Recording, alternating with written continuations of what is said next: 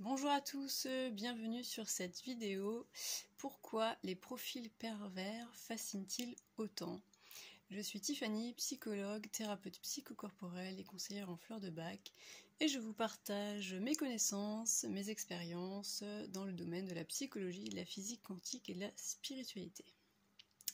Alors, sans plus attendre, parlons des profils pervers. Donc quand je dis profil pervers, j'inclus les hommes et les femmes, d'accord ?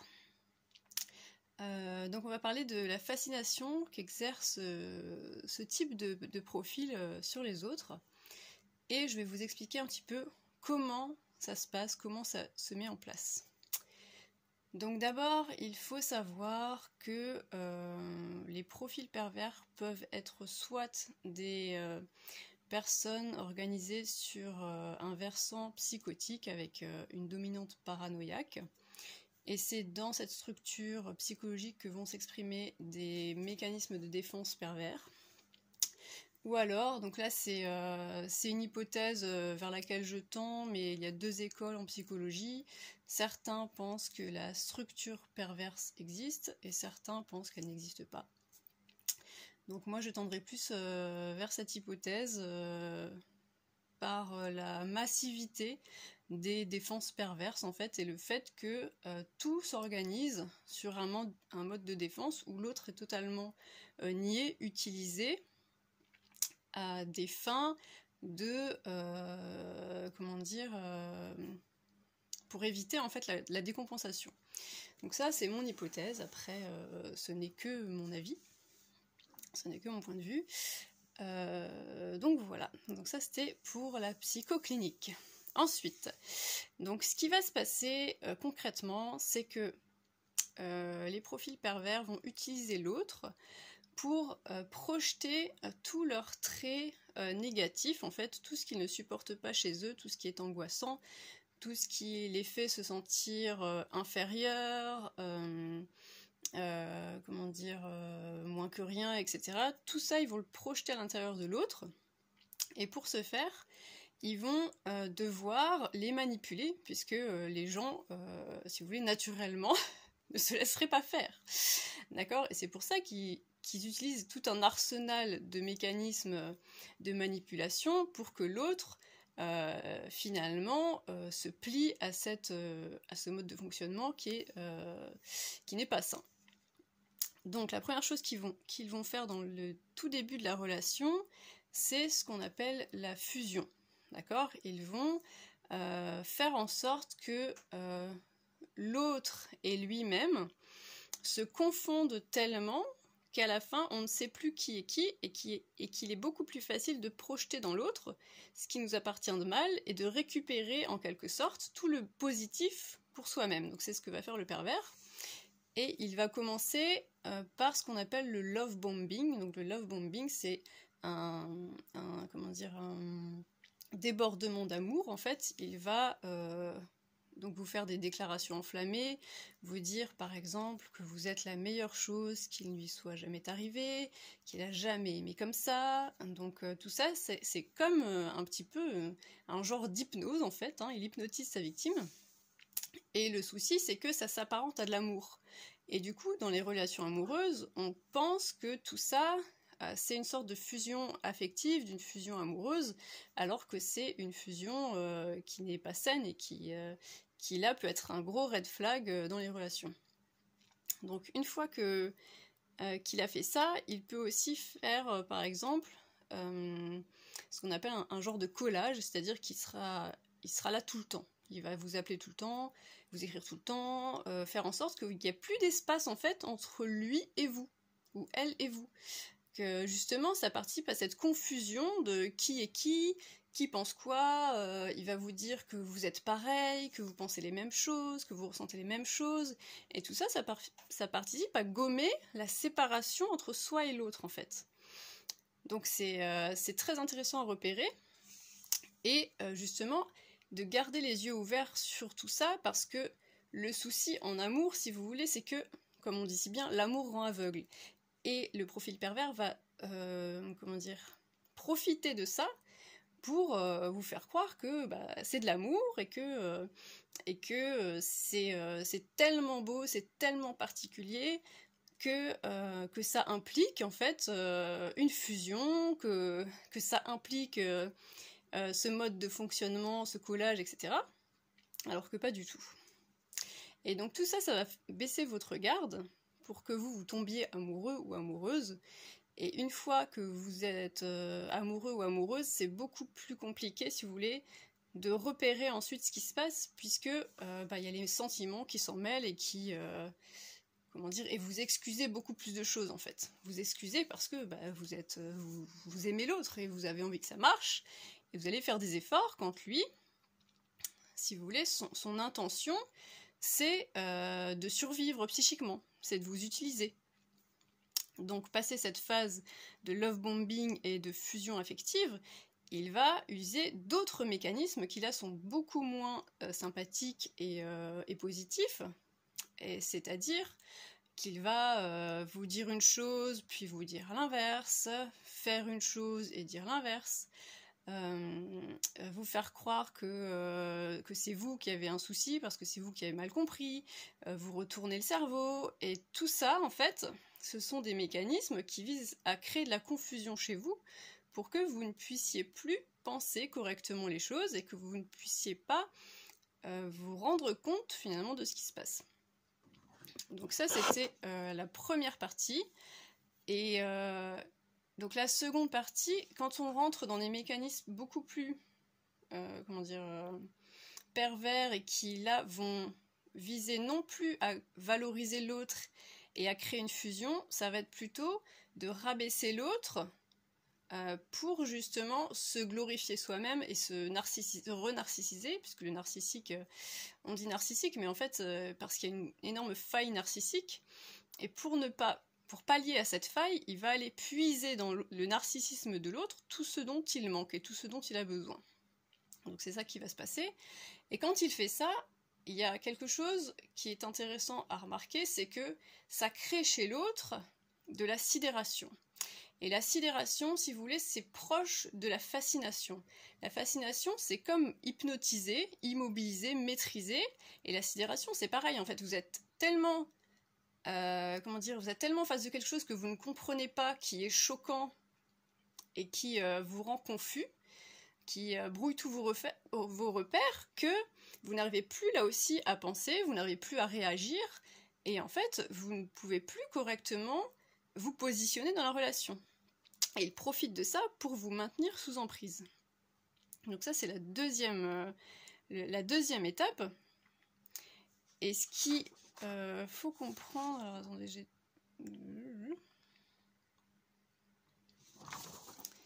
j'avais noté... Oui, en fait, ce qui se passe, c'est que quand il est dans ces mécanismes-là, on peut avoir un moment donné où on se dit mais comment est-ce que c'est possible?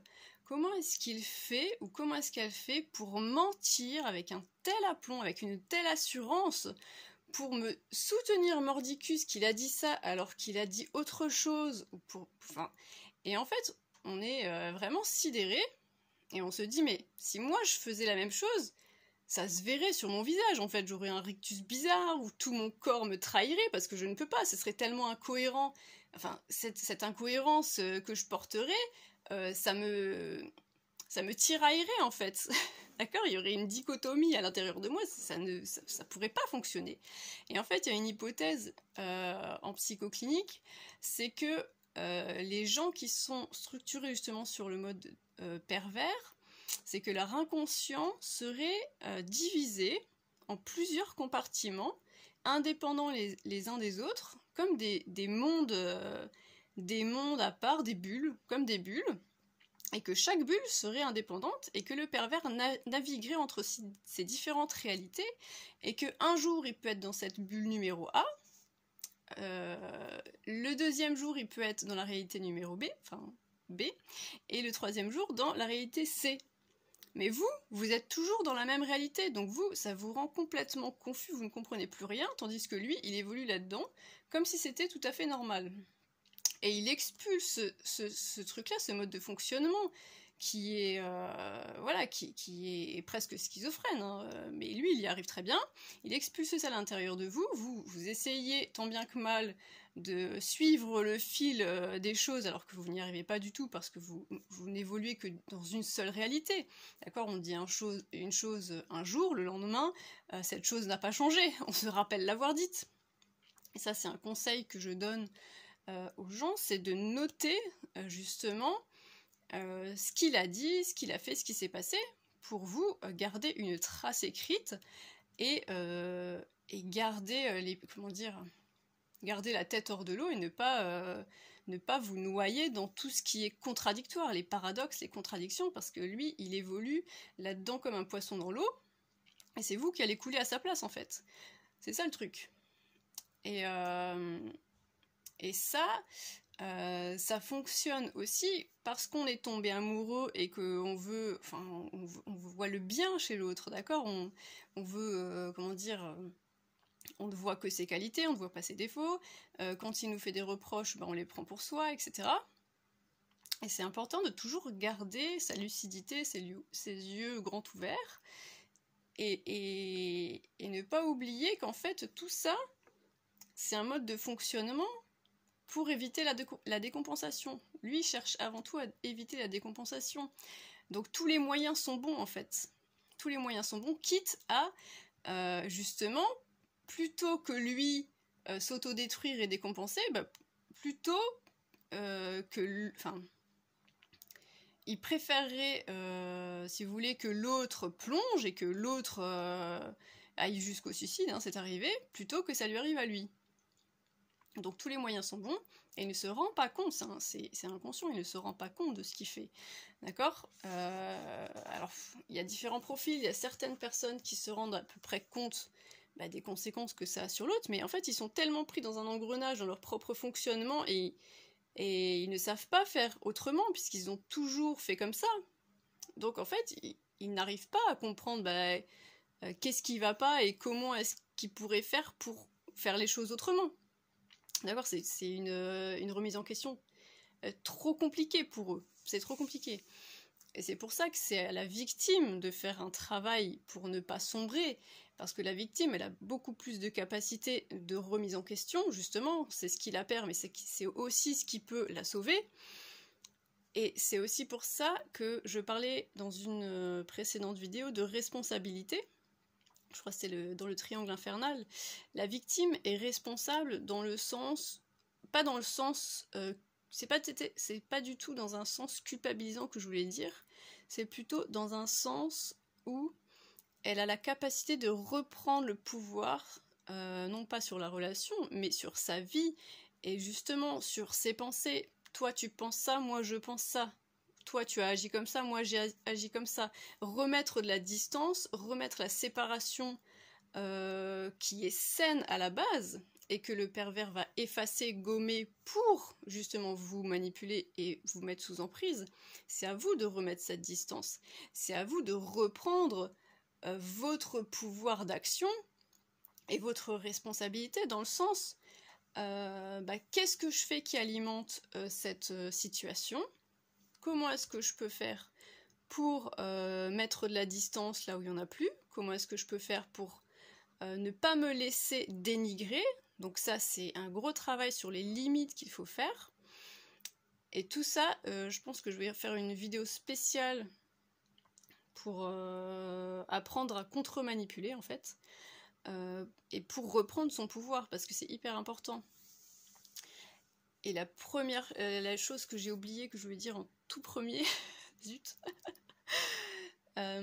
c'était que les profils pervers agissent beaucoup plus facilement sur des personnes jeunes qui n'ont pas encore de vécu parce qu'elles n'ont pas de point de comparaison, et dans ce cas-là, tout ce qui passe, parce qu'en fait la plupart des mécanismes de manipulation passent par le discours. Elles sont beaucoup plus sensibles au discours du pervers, que ce soit dans les éloges ou dans la critique, parce qu'en fait elles n'ont pas connu autre chose, donc elles ne savent pas comment fonctionne une relation amoureuse, qu'est-ce qu'on peut accepter ou pas. Quand le pervers leur dit « tu es la meilleure chose qui me soit jamais arrivée », en fait, quand on arrive à un certain âge, ça ne prend plus du tout, puisqu'on a du vécu, on a déjà vécu des belles relations amoureuses. Donc quelqu'un qui nous dit j'ai jamais vécu ça, bon, sans avoir besoin de contre-manipuler, on peut penser et juste se dire bah moi non en fait. Moi j'ai déjà vécu ça, donc je ne vis pas ce que toi tu vis. Je ne suis pas dans cette fusion et dans ce ouais, c'est fantastique ce qu'on vit. Bah non, je l'ai déjà vécu. C'est une relation amoureuse, voilà. Mais le pervers, il va faire passer ça pour quelque chose d'extraordinaire et de sensationnel, alors que chaque histoire d'amour est extraordinaire.